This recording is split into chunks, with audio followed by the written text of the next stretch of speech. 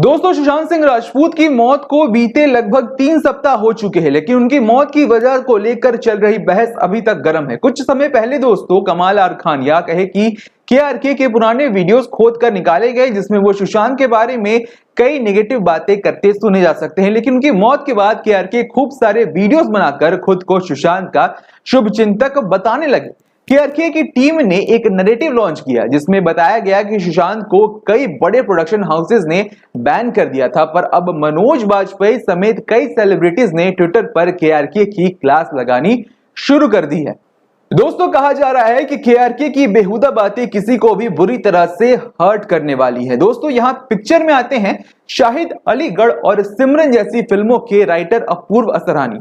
अपूर्व इस बातचीत में ब्लाइंड आइटम को ले आए। ब्लाइंड आइटम दोस्तों किसी भी फील्ड से जुड़ी भीतरी बातें होती है, कई बार भ्रमिक और मनगढ़ंत भी। इसमें जिसके बारे में बात हो रही है उसका नाम लिखा नहीं होता, उस शख्स के बारे में हिंट देकर नाम गेस करने का काम ऑडियंस पर छोड़ दिया जाता है। वो राइटअप लिखा किसने है इस बात का भी कहीं कोई जिक्र नहीं होता। ये चीजें आपको किसी भी सिनेमा वेबसाइट्स पर मिल जाएंगी। खैर दोस्तों, अपूर्व ने मनोज को सलाह दी कि केआरके दो जो हैं सो हैं, इसमें हमें बड़े खिलाड़ियों का नाम सामने लाना चाहिए। अपूर्व बताते हैं कि फिल्म जर्नलिस्ट राजीव मसंद ने सुशांत के बारे में कई ब्लाइंड आइटम्स लिखे हैं।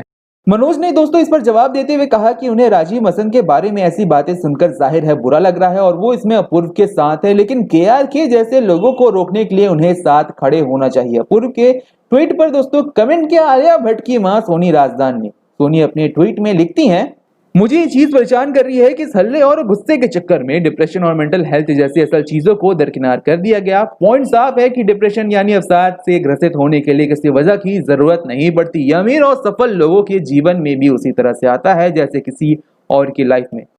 रॉबिन विलियम्स, कीट स्पेंस, एंथनी बॉर्डन और दूसरे अनगिनत लोगों के बारे में सोचिए। जब आप किसी मेन इशू के इर्द गिर्द बात करते हैं तो वो चीज इससे जूझ रहे तमाम लोगों को हानि पहुंचाती है, क्योंकि उन्हें लगता है उनके साथ जो हो रहा है वो बाहरी वजहों से हो रहा है, जबकि वजह भीतरी है, क्योंकि वो इंसान अपनी पीड़ा को सहन नहीं कर पा रहा।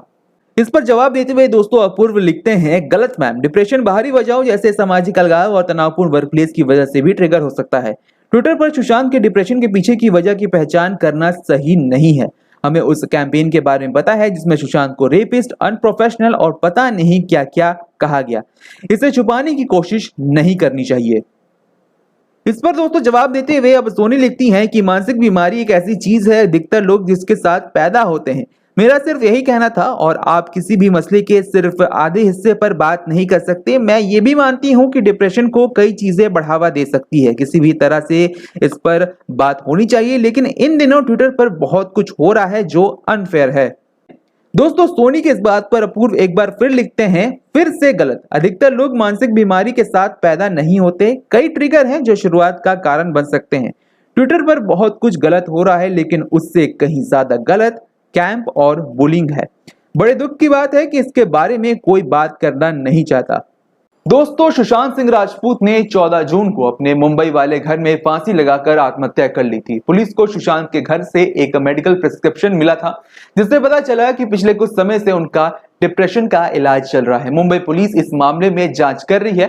अभी तक दोस्तों करीब 30 लोगों से पूछताछ हो चुकी है, लेकिन कोई ठोस जानकारी सामने नहीं आई है। बहरहाल दोस्तों, आपकी इस रिपोर्ट पर क्या राय है कमेंट सेक्शन में लिखकर बताएं। इस वीडियो को लाइक करें, शेयर करें और हमारे चैनल DHFF अड्डा को सब्सक्राइब करना ना भूलें। नमस्कार।